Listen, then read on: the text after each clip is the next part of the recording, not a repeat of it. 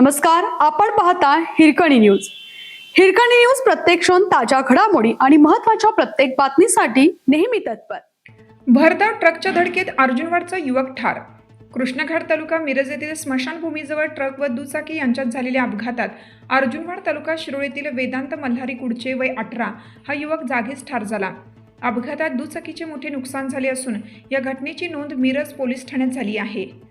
घटनास्थळावरून मिळालेल्या माहितीनुसार रविवारी सकाळच्या सुमारास कृष्णाघाट स्मशानभूमी परिसरात मालवाहू ट्रक आणि दुचाकी यांची समोरासमोर जोरदार धडक झाली.